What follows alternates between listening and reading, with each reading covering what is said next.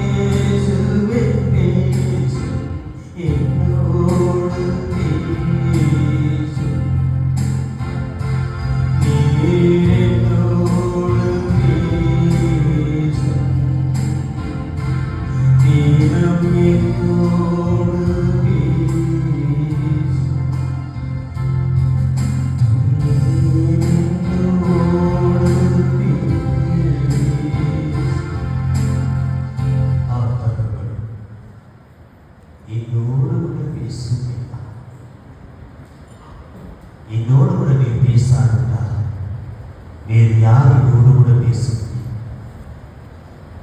ஆண்டவர் அழைத்து வந்திருக்கிறது. உன் குறித்து வைத்திருப்பேசுவார். வேத வசனங்களுக்கு பின்னால் ஒளிந்திருக்கிறது தேவ ரகசியங்கள். நாங்கள் அறிந்து கொள்ள முடியாது. கர்த்தர் எங்களோடு பேசுகிறார். எல்லாத்தையும் நீங்கள் நமக்கு யாவற்றையும் உபக்கத்து நாங்கள் நேரிடுகிறோம். எங்கள் ஆண்டவரும் இரட்சகருமாகிய இயேசு கிறிஸ்து நாமத்தில் ஜெபிக்கிறோம். எங்கள் ஜீவனுள்ள தகப்பனே, அதை ஏன் அவிழ்க்கிறீர்கள் என்று யாராவது உங்களிடத்தில் கேட்டால் அது ஆண்டவருக்கு வேண்டும் என்று சொல்லு. அருமையான ராஜீவ் நகர் சபையை சார்ந்த மக்களுக்கு ஆண்டவராகிய இயேசு கிறிஸ்துவின் இனிய நாமத்தினாலே அன்பின் சமாதான நல்வாழ்த்துக்கள். குருத்தோலை ஞாயிற்கு தேவனுடைய வார்த்தைகளை பகிர்ந்து கொடுக்க முடியாது. இப்படி மத்தியிலே இதை அன்போடு கூட அழைத்த உங்களுடைய சேகர தலைவர், இந்த சபையுடைய உபதேசியார், சபையின் மூப்பர்கள் யாவருக்கும் என் நன்றிகளையும் வணக்கங்களையும் தெரிவித்துக் கொள்கிறேன். இன்றைக்கு குருத்தோலை ஞாயிறு அனைவரும் உற்சாகமாய் காலையிலே வந்து குருத்தோலைகளை பிடித்துக் கொண்டு ஆண்டவருடைய நாமத்தை மகிமைப்படுத்தும்படியாய் இந்த நகருக்குள்ளாய் நீங்கள் பவனியாய் சென்று வந்திருக்கிறீர்கள். ஆண்டவருடைய நாமம் அந்த இடத்திலே மகிமைப்பட்டிருக்கிறது. ஆண்டவரை குறித்து அறியாமல் இருக்கிற ஜனங்கள் ஏன் இந்த மக்கள் குருத்தோலைகளை பிடித்துக் கொண்டு போகிறார்கள்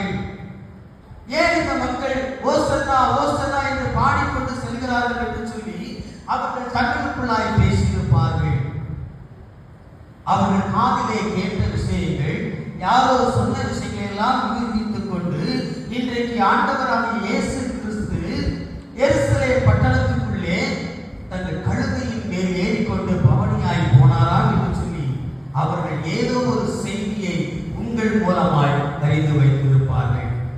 அரைகுறையாய் அறிந்திருந்தாலும் ஏதோ ஒன்றை அவர்கள் இன்றைய தினத்திலே அறிந்து கொண்டு இயேசுவை குறித்து அவர்கள் பேசியிருப்பார்கள். அப்படிப்பட்ட ஒரு பாக்கியத்தை நாம் செய்துவிட்டு இங்கே கடந்து வந்திருக்கிறோம். இங்கே ஆராதனை ஆரம்பிக்கிற பொழுது அருமையான சகோதரி கேட்டார்கள், சந்தோஷமாக இருக்கிறீர்களா? நீங்கள் சந்தோஷமாக இருக்கிறீர்களா என்று சொல்லி அவர்கள் கேட்டார்கள். நான் உங்களிடத்தில் கேட்க விரும்புகிற கேள்வி, நீங்க நல்லா இருக்கீங்களா? நீங்க நல்லா இருக்கீங்களா? நல்லா இருக்கீங்களா? சரி, நல்லவங்களா இருக்கீங்களா? நல்லா இருக்கீங்களாங்கிற வார்த்தைக்கும் நல்லவங்களா இருக்கீங்களாங்கிற வார்த்தைக்கும் உள்ள வேறுபாடு தான் ஒரு கிறிஸ்தவனுக்கும் கிறிஸ்தவன் அல்லாதவனுக்குமான ஒரு வேறுபாடு. நாம் நல்லா இருப்பதற்காக வரவில்லை, நல்லவர்களாக இருப்பதற்காக வந்திருக்கிறோம். ஆமென். பாருங்கள், ஆண்டவராகிய இயேசு கிறிஸ்து எருசலேம் நகருக்குள் வருகிறார். எப்படி வருகிறார் பாருங்கள். யோவான் 12ஆம் அதிகாரம் 12-13 வசனங்கள். மறுநாளிலே இயேசு எருசலேமுக்கு வருகிறார் என்று பண்டிகைக்கு வந்த அந்த பிரதான ஜனங்கள் கேள்விப்பட்டு குருத்தோலைகளை பிடித்துக் கொண்டு அவருக்கு எதிர்கொண்டு போகும்படி புறப்பட்டு, ஓசன்னா கர்த்தருடைய நாமத்தினாலே வருகிற இஸ்ரவேலின் ராஜா சோஸ்தரிக்கப்பட்டவர்கள் என்று ஆர்ப்பரித்தார்கள். என் ஆண்டவராகிய இயேசு கிறிஸ்து எருசலேம் பட்டணத்திற்குள் வருகிற பொழுது அதை குறித்து அநேக ஜனங்கள்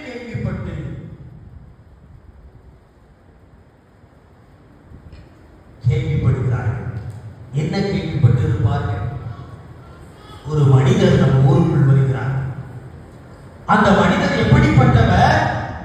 யூதர்களுக்கு ராஜா. அந்த மனிதர் எப்படிப்பட்டவர்? அநேக அற்புதங்களை செய்கிறவர், அநேக அதிசயங்களை செய்கிறவர், நோயாளிகளை சுகமளிக்க வல்லமை பெற்றவர்.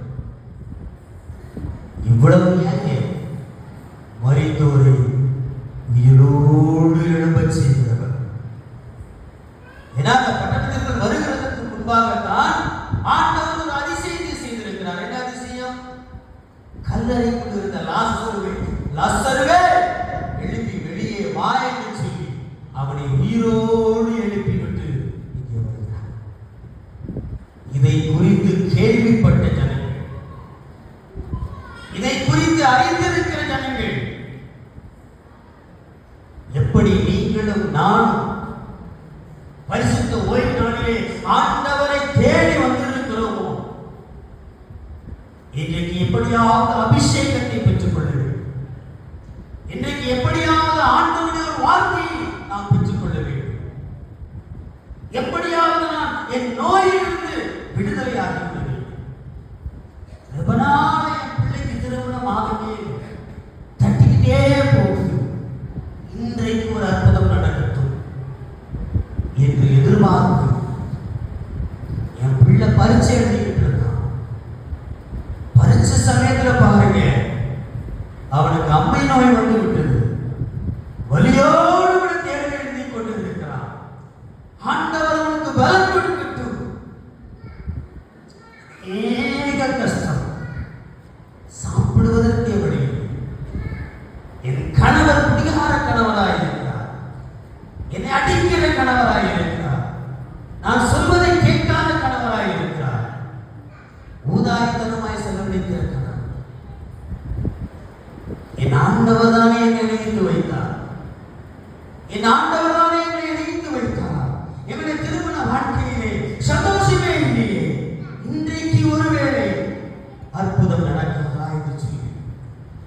வாஞ்சியோடு கூட வந்து இவ்வளவு கூட்டத்துக்கு பற்றியும் யாரோ ஒரு சிலர் ஏன்பா சர்ச்சுக்கு வந்திருக்கு. உங்களுக்கு தெரியாதா பிரதர், இன்னைக்கு என்ன கிழமை? ஞாயிற்றுக்கிழமை. ஞாயிற்றுக்கிழமைனா சர்ச்சுக்கு போகணும். உங்களுக்கு தெரியாதா? வந்திருக்கிறேன்.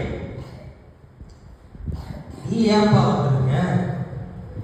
எங்க வீட்டுல ரெண்டு பெருசு கிடக்கு சார். ஞாயிற்றுக்கிழமை ஆனாலே போதும், காலையிலே இருந்துச்சு, எந்திரி எந்திரி, ஓடு ஓடு, சீக்கிரம் சீக்கிரம், முதல் மணி அடிச்சிட போகுது, சர்ச்சுக்கு ஓடு ஓடு ஓடு ஓடு. விரட்டுகிற ரெண்டு பெருசு இருக்காங்க. அவங்க தொந்தரவு தாங்க முடியாம வாரசு. இன்னும் ஒருத்தர் இருப்பான். நீ ஏன் பாருங்க வந்து இருக்கிற சார்? ஞாயிற்றுக்கிழமை போனாதான் சார் என் நண்பர்கள் இங்கே வருவாங்க, அவர்களை பார்க்க முடியும், பேச முடியும், மகிழ்ச்சியாக இருக்க முடியும் என்று சொல்லி கூட ஒரு சிலர் வந்திருக்கிறார். இப்படிப்பட்ட பலதரப்பட்ட மனிதர்கள் இங்கே கூடி வந்திருக்கிறோம். அதே போல ஆண்டவராகிய இயேசு கிறிஸ்து எருசலேம் நகரத்துக்குள் வருகிறார் என்று கேள்விப்பட்டு அநேக குருத்தோலைகளை தங்கள் கையிலே பிடித்துக் கொண்டு அவருக்கு எதிராக போகிறார்கள். ஓசன்னா ஓசன்னா ஓசன்னா என்று சொல்லி ஆர்ப்பரித்துக் கொண்டு போகிறதை பார்க்க. ஓசன்னா என்றால் என்ன அர்த்தம்? ஓசன்னா என்றால்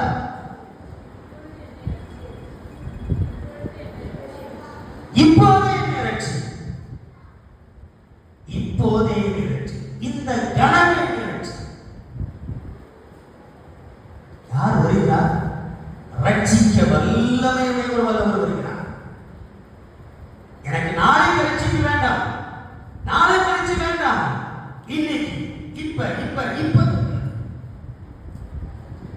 இப்பவே எனக்கு ரட்சிக்க வேண்டும் என்பதன் பொருள்தான் ஓசன்.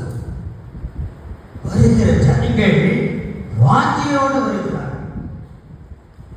இயேசுவை பார்த்தால் போதும் எனக்கு ரட்சிப்பு வரும். இயேசுவை பார்த்தால் போதும் பரலோகத்தில் எனக்கு ஒரு இடம் இருக்கும். இயேசுவை பார்த்தால் போதும் என் பாவங்களிலிருந்து ரட்சிக்கப்படும். எனக்கு ஒரு விடுதலை வந்து விடுதலை. அநேக ஜனங்கள் ஆர்ப்பரிப்போடு இயேசுவுக்கு எதிராக புறப்பட்டு சொல்கிறதை பார்க்க. இயேசு வருகிறார். எப்படி வருகிறார்?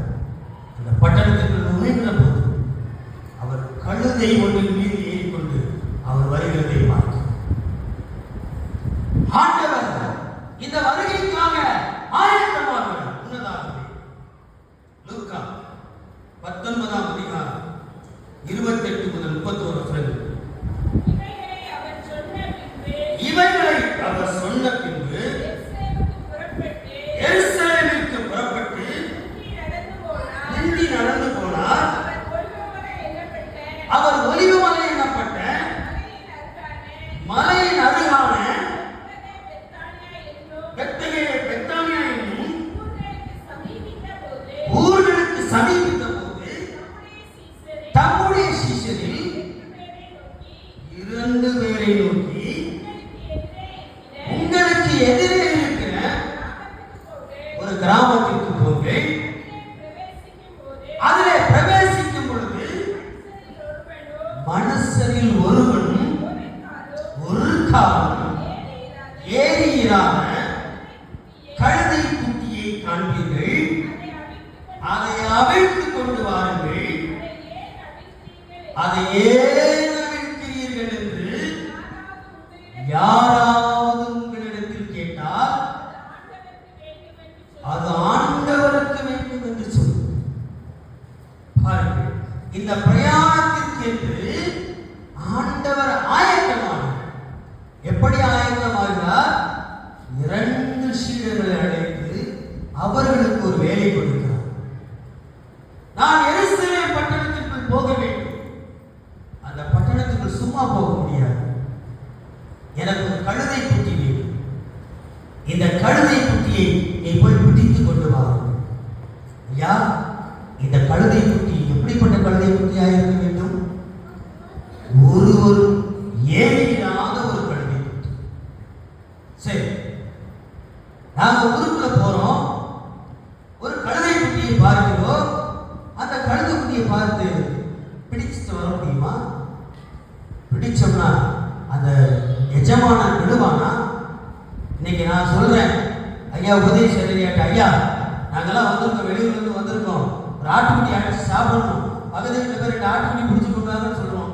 ஐயா போய் பிடிக்க போறாங்க, உங்க வீட்டுக்கு தான் போறாங்க, 2 ஆட்டுக்குட்டி நிக்கி, ஐயா பிடிச்சிட்டு வந்தா விடுவீங்களா? ஐயா போறார சொல்லி விட்டு போறாரு. அப்படிதானே? கழுதை குட்டியை அழைத்து கொண்டு வான்னு நீங்க சொல்லிட்டீங்க. ஆனா நாங்க போய் பிடிச்சோம்னா அவன் தருவானா? ஓப்பா சொல்றது யாரு? ஆண்டவராகிய இயேசு.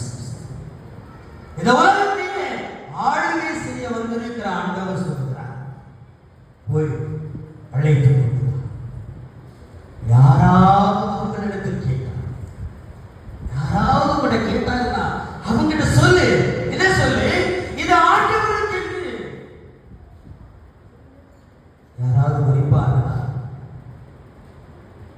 யாராவது மறித்து விட முடியுமா? ஒரு ராஜா உத்தரவு போட்டு விட்டார், அதற்கு எதிராக யாராவது பேச முடியுமா? இது ஆண்டவருக்குரியது. இவர்கள் போகிறார்கள், ஒரு கழுதை குட்டியை பார்க்கிறார்கள், அந்த கழுதை குட்டியை அழைத்து கொண்டு வருகிறார்கள். அந்த கழுதை குட்டியின் மீது ஆண்டவர் ஏறிக்கொண்டு அந்த பட்டணத்திற்குள் நுழைகிறார். நான் கூட யோசித்தேன், கழுதை குட்டி என்று போட்டிருக்கிறது. ஒரு ராஜா குதிரையில வந்தா கம்பீரமாயிருக்கும், அப்படித்தானே? ஒரு ஹீரோ குதிரையில வந்தா பார்ப்பதற்கு அழகாயிருக்கும். ஒரு கழுதை குட்டி மேல வந்தா எப்படி இருக்கும்? கழுதை குட்டியை பார்த்திருக்கீங்களா? கழுதை குட்டியை பார்த்திருக்கீங்களா? கழுதையில பார்த்திருக்கீங்களா? எங்க ஊர் புளியங்குடி, நான் சின்ன பெண்ணா இருக்கிற பொழுது எங்க ஊர் முழுக்க கழுதை தான். கழுதைகளும் பன்றிகளும் நிறைந்திருந்த ஒரு ஊர். ஆனா இன்னைக்கு நான் பார்க்கிறேன், ஒரு கழுதை குட்டியை கூட பார்க்க முடியாது. யாருமே கழுதையை வச்சிருக்க. இந்த கழுதைகளை யார் வைத்திருப்பார்கள்? இந்த துணி துவைக்கிற சகோதரர்கள் வைத்திருப்பார்கள். வீடுகளில் இருந்து அழுக்கு துணி எடுத்து கொண்டு போய் துணிகளை துவைத்து கொண்டு வருகிறவர்கள் அந்த கழுதைகளை வீட்டிலே வளர்ப்பார்கள். அது ரோட்டு. இந்த கழுதைகளை எதற்காக பயன்படுத்துவார்கள்? சுமைகளை சுமப்பதற்காக, பாரங்களை சுமப்பதற்காக கழுதைகளை பயன்படுத்துவார்கள். மலைகளின் மீது கழுதைகளை பயன்படுத்துவார்கள். கீழிருந்து நம்முடைய லக்கேஜ் பொருட்களை மேலே கொண்டு செல்ல வேண்டும் என்று சொன்னால் அந்த கழுதை மேல பொதியை கட்டி மேல போட்டு விட்டாச்சுன்னா கழுதை அதுவாட்டுக்கு போய்கிட்டே இருக்கும். அங்க பார்க்காது இங்க பார்க்காது, அதுவாட்டுக்கு போய்கிட்டே இருக்கும். எவ்வளவு பொதி வேணாலும் அதை சுமக்கும். பொதிகளை சுமப்பதற்காக, சுமைகளை சுமப்பதற்காக கழுதைகள் பயன்படுத்தப்படுகின்றன. அவைகளுக்கு களைப்பு என்பதே இருக்காது. நாம கொஞ்சம் தூரம் நடந்தா டயர்டாயிடும். ஆனால் இந்த கழுதைகள் ஒருபோதும் களைப்படைவதே இல்லையா. எத்தனை கிலோமீட்டர் தூரம் வேண்டுமானாலும் சரி, எவ்வளவு உயரமான மலைகள் என்றாலும் சரி, அந்த கழுதைகள் ஒரு நாளும் சோர்வடையாமல் நடந்து செல்லக்கூடிய ஆற்றல் மிக்கிறது. அப்படிப்பட்ட ஒரு கழுதை. அது மாத்திரமில்லை, இந்த கழுதைகளுக்கு ஒரு பண்பு உண்டு. என்ன பண்புன்னு தெரியுமா? எவ்வளவு வெயில் அடித்தாலும் சரி, எவ்வளவு குளிர் அடித்தாலும் சரி, அவைகளை ஒன்றும் செய்யும். நமக்கு கொஞ்சம் வெயில் குடித்தா தாங்க, கொஞ்சம் குளிர் அடிச்சா தாங்க. ஆனால் இந்த கழுதைகள் எப்படிப்பட்ட உஷ்ணமாக இருக்கட்டும், எப்படிப்பட்ட குளிராக இருக்கட்டும், அதை தாங்கிக் கொள்கிற சக்தி பெற்றது. அப்படிப்பட்ட கழுதை. அது மட்டும் இல்லை, இந்த கழுதைகளுக்கு ஒரு விசேஷித்த குணம் இருக்கிறது. அவைகள் பேராசைப்படாது. அவைகள் பேராசைப்படாது. எளிதில் திருப்தி அடைந்து விடுமா. நாம வீடுகளில் சில மிருகங்களை வளர்க்கிறோம். எங்க வீட்டில் ஒரு 2 பூனைக்குட்டி கிடக்கு. கத்திக்கிட்டே இருக்கும். எவ்வளவு பால் ஊற்றினாலும் குடிச்சுட்டே இருக்கும். சாப்பாடு சொன்ன திரும்ப 5 நிமிஷம் கழிச்சு வந்து திருப்தி அடையாத மிருகங்கள் உண்டு. ஆனால் கழுதைகள் எளிதில் திருப்தி அடையும். அவைகளுக்கு பேராசை என்பதே கிடையாது. அப்படிப்பட்ட விசேஷமான ஒருவருக்கு கழுதைகள் என்று சொல்லப்படுகிறது. ஆண்டவர் ஒரு கழுதை குட்டியை தேடுகிறார். ஆண்டவர் கழுதை குட்டியை தேடுகிறார். இந்த கழுதை குட்டிகள் இன்னொரு படம். இந்த கழுதைகள் எஜமானன் சொல் கேட்க வேண்டும் என்று சொன்னார். அவைகள் கடிவாளம் விடப்பட்டிருக்க வேண்டும். நீங்களும் நானும் ஒரு கழுதை பக்கத்தில் போனோம்னா ஒற்றே எடுத்து கழுதைகள் தங்கள் எஜமானுடைய சொல்லுக்கு கீழ்ப்படிய வேண்டும் என்று சொன்னார். அவைகள் கடிவாளம் விடப்பட்டிருக்க வேண்டும். நீதிமொழிகள் 26:3 குதிரைக்கு சவுக்கும் கழுதைக்கு கடிவாளமும் மூடனுடைய முதுகுக்கு விறப்பும் ஏற்றது. பாருங்க, குதிரைக்கு சவுக்கு வேணும். சவுக்கு இருந்தால் தான் குதிரை கட்டப்படும். கழுதைக்கு கடிவாளம், மூடனுடைய முதுகுக்கு விறப்பு. அப்ப கழுதைக்கு என்ன வேணும்? கடிவாளம் இருக்கணும். கடிவாளம் இருந்தால்தான் அந்த கழுதை சொன்ன பேச்சு. சங்கீதம் 32:9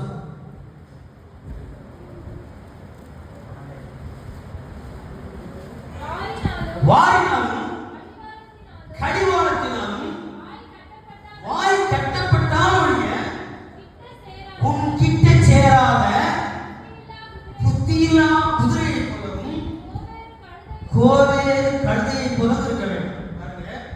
வாரினாலும் கடிவாளத்தினாலும் கட்டப்பட்டிருந்தா மட்டும்தான் கழுதைகள் குதிரைகள் உங்கள் பேச்சை கேட்கும். கடிவாளம் போடலன்னா அவைகள் உங்கள் பேச்சை கேட்காது. ஆனால் இயேசு ஏறி வருகிற கழுதை கடிவாளம் விடப்படாத கழுதை. அந்த கழுதை குட்டிக்கு தெரிந்திருக்கிறது தான் யாரை சுமக்கிறோம் என்று. ஆண்டவராகிய இயேசு கிறிஸ்துவை நான் சுமந்து கொண்டு வருகிறேன் என்று அந்த கழுதை குட்டி அறிந்திருந்தபடியால் அந்த வார்த்தைக்கு கட்டுப்பட்டு இயேசுவை சுமந்து கொண்டு வருகிறது. நீங்கள் நானும் கழுதை குட்டி மேலே ஏறி உட்கார்ந்து ஒரு ரவுண்ட் போயிட்டு முடியுமா? இயேசு வருகிறார்.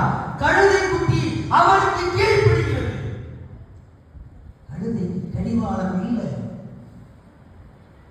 ஆண்டவருக்கு அந்த வார்த்தைக்கு அது கட்டுப்பட்டு எவ்வளவு ஆச்சரியம், எவ்வளவு ஆச்சரியம். நீங்களும் நானும் நினைத்து பார்க்கவே முடியாத பல ஆச்சரியங்களை பைபிள்ல பார்க்கிறோம். கழுதை குட்டியின் மீது ஆண்டவர் ஏறி வருகிறார். ஒரு ராஜா குதிரையில் வந்தார். எவ்வளவு கம்பீரமாய். ஆனால் இயேசு கிறிஸ்து ஏன் கழுதை குட்டி மீது ஏறி வருகிறார்? கழுதை குட்டியின் மீது வருகிற பவனிக்கு ஒரு விசேஷம் இருக்கிறது. 1 ராஜாக்கள் 1:33.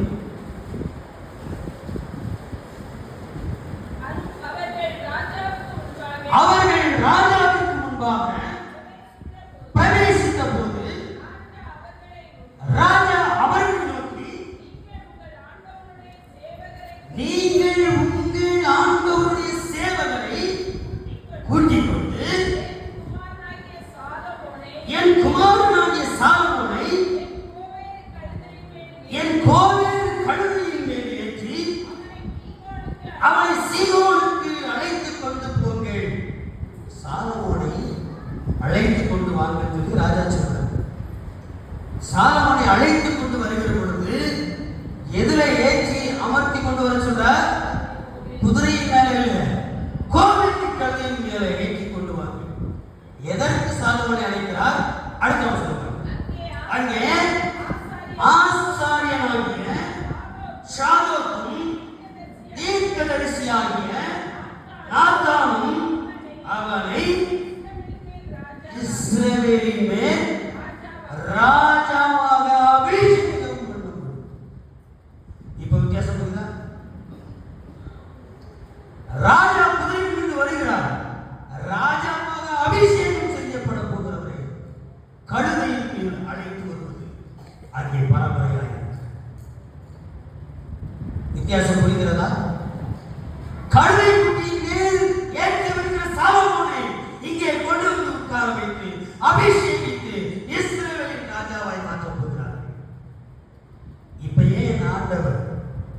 கழுதை குட்டியின் மீது ஏறி வருகிறார். புரிகிறதா? ஆண்டவர் ராஜாவாய் அபிஷேகிக்கப்பட்டார். இயேசு கிறிஸ்துவை கொண்டு இந்த பூமிக்கு ஒரு காரியம் செய்யப்பட வேண்டியிருக்கிறது. இந்த பூமி முழுவதும் இருக்கிற ஜனங்களை என் ஆண்டவர் ரட்சிக்க வேண்டியிருக்கிறது. யூதர்களுக்கு ராஜாவாய் வந்திருக்கிறவர் தான் வந்த காரியத்தை நிறைவேற்ற போகிறார். அதற்காகத்தான், அதற்கு முன் அடையாளமாகத்தான் இயேசு கிறிஸ்துவை கோவிலின் கழுதையின் மீது ஏற்றிக் கொண்டு வருகிறார். ஆண்டவர் அபிஷேகிக்கப்பட வேண்டியிருக்கிறது. அவரை கொண்டு மிகப்பெரிய ரட்சிப்பு கல்வாரி வரையிலே காத்து ஜனங்கள் அவரை ஆர்ப்பரித்து வரவேற்கிறார்கள். யூதரின் ராஜா வருகிறார் என்று சொல்லி அவர்கள் ஆர்ப்பரித்துக் கொண்டிருக்கிறார்கள். யோவான் 12:13 முதல் 15 வசனங்கள். குருத்தோலைகளை பிடித்துக் கொண்டு அவருக்கு எதிர்கொண்டு போகும்படி புறப்பட்டு, ஓசன்னா, கர்த்தருடைய நாமத்தினாலே வருகிற இஸ்ரவேலின் ராஜா சோஸ்தரிக்கப்பட்டவர் என்று ஆர்ப்பரித்தார்கள். அல்லாமலும் சீயோன் குமாரத்திலே பயப்படாதே, உன் ராஜா கழுதை குட்டியின் மேல் ஏறி வருகிறார் என்று எழுதியிருக்கிற பிரகாரமாக இயேசு ஒரு கழுதை குட்டியை கண்டு ஏறி போனார். ஒரு தீர்க்க தரிசனம் அங்கே நிறைவேற வேண்டிய ஒரு காலம். ஏற்கனவே எழுதி வைத்திருக்கிற பிரகாரமாய் இயேசு கிறிஸ்து கழுதை குட்டியின் மீது ஏறி வருகிறார். எங்கேயா எழுதி வச்சிருக்கு? தீர்க்க தரிசனமா எங்கேயா சொல்லப்பட்டிருக்கு? சகரியா 9ஆம் அதிகாரம் 9ஆம் வசனம்.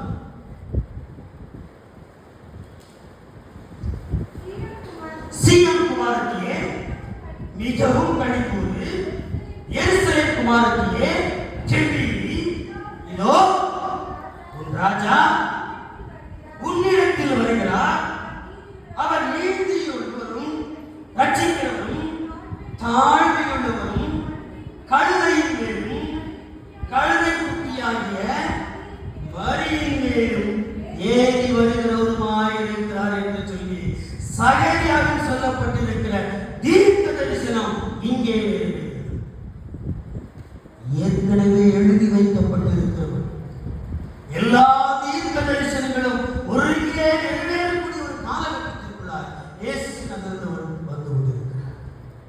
இப்படிப்பட்ட ஒரு பாக்கியம் பைபிளில் சொல்லப்பட்டிருக்கக்கூடிய எல்லா வார்த்தைகளும் அப்படியே நிறைவேறிக் கொண்டிருக்கக்கூடிய ஒரு காலகட்டம். சீயோன் குமாரத்திக்கு ஏன் அந்த வார்த்தை சொல்லப்பட்டது? எதற்காக ஆண்டவர் வருகிறார்? ஒரு காரணம் இருக்குங்க. ஆண்டவர் வருகிறார், ராஜா வருகிறார். எதற்காக வருகிறார்? சகரியா 9ஆம் அதிகாரம் 12ஆம் வசனம். நம்பிக்கையுடைய சிறைகளே ஆழ்ந்து திரும்புங்கள், இரட்டிப்பான நன்மையை தருவேன் இன்றைக்கே தருவேன். எதற்கு ராஜா வருகிறார்? இரட்டிப்பான நன்மையை இன்றைக்கே தருவது. இந்த ஜனங்கள் என்ன சொல்லி கூப்பிட்டார்கள்? ஹோசன்னா. என்ன பொருள்? இன்றைக்கே ரட்சி. சகரியா தீர்க்கதரிசனம் என்ன சொல்லுது? இன்றைக்கே இரட்டிப்பான நன்மை. இரட்டிப்பான நன்மையை இன்றைக்கே தருவதற்கு உன் ராஜா உன்னிடத்தில் வருகிறார். எதற்காக? எதற்காக என் ஆண்டவர் வந்திருக்கிறார்? உங்களை விடுவிப்பதற்காக,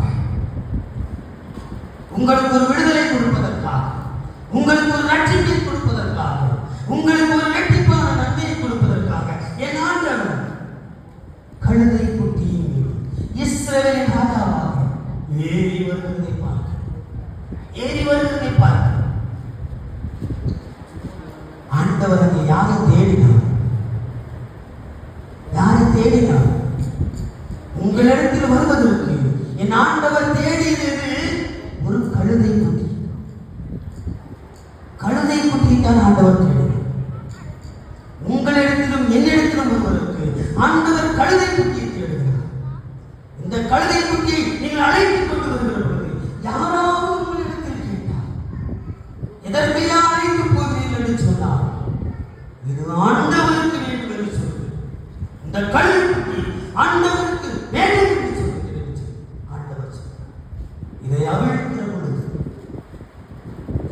இன்றைக்கு ஆண்டவர் உங்களுக்கு சொல்ல விரும்புகிற வார்த்தை இதுதான். இன்றைக்கே உங்களுக்கு ரட்சிப்பு வந்திருக்கிறது. இரட்டிப்பான நன்மை வந்திருக்கிறது. உங்களை கழுதை ஆண்டவர் அழைக்கிறார். இயேசுவை சுமக்கிற கழுதைகளார், சாந்தமான இயேசுவை சுமக்கிற கழுதைகளார். உங்களையும் என்னையும் என் ஆண்டவர் விரும்புகிறார். உங்களை அவிழ்த்துக் கொண்டு வருகிற பொழுது யாராவது உங்களிடத்தில் கேட்டால் நீங்கள் அவர்களிடத்தில் சொல்ல வேண்டிய வார்த்தை, நான் ஆண்டவருக்கு வேண்டும், நான் ஆண்டவருக்கு வேண்டும் என்று சொல்லுங்கள். உங்களிடத்தில் இருக்கிற ரட்சிப்பை பெற்றுக்கொள்ள முடியாதபடிக்கு தடையாக இருக்கிற காரியங்கள் எதுவென்று யோசித்து பாருங்கள். அதை இன்றைக்கு அழைத்து போடுங்கள். உங்களிடத்தில் பாவங்கள் இருக்கிறதா? இன்றைக்கு அதை அவிழ்த்து போடுங்கள். உங்களிடத்திலே கோபம் இருக்கிறதா? அதை அவிழ்த்து போடுங்கள். உங்கள் உறவுகளோடு உங்களுக்கு பகை இருக்கிறதா? அதை அவிழ்த்து போடுங்கள்.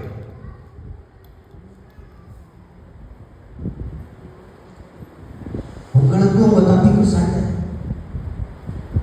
அண்ணன் தம்பிக்குள்ள பேச்சுவார்த்தை இல்லை, அடிதடி ஆயிடுச்சு, ஜெயிலுக்கெல்லாம் போயிட்டு வந்தாச்சு. எதுக்கியா பிரச்சனை? அரையடி சொத்து, இந்த சொத்துக்கு தான் பிரச்சனை. அவன் மூஞ்சில நான் முடிக்க மாட்டேன், ஏன் மூஞ்சில அவன் முடிக்க மாட்டான். அவ்வளவு கசப்பு இருக்கு. இந்த கசப்பை அவிழ்த்து போடு. உங்கள் மனைவி கேட்க கூடும், ஏன்பா இப்படி செய்ய? அவன் எவ்வளவு நாள் நமக்கு கெடுதல் பண்ணிருக்கான், அவன்கிட்ட போய் பேச போறேன்னு சொல்றீங்க. நீங்கள் இந்த கசப்பை அவிழ்க்கிற பொழுது யாராவது ஒருத்தர் வந்து கேட்பார்கள், ஏன் இப்படி செய்ய? ஏன் இதை அவிழ்க்க? நீங்கள் சொல்லுகிறவர்கள், இந்த கழுதை குட்டி என் ஆண்டவருக்கு வேண்டும், இந்த கழுதை குட்டி என் ஆண்டவருக்கு வேண்டும் என்று சொல்லு. அப்பொழுது இரட்டிப்பான நன்மையினால் ஆண்டவர் உங்களையும் என்னையும் நிரப்புவார்.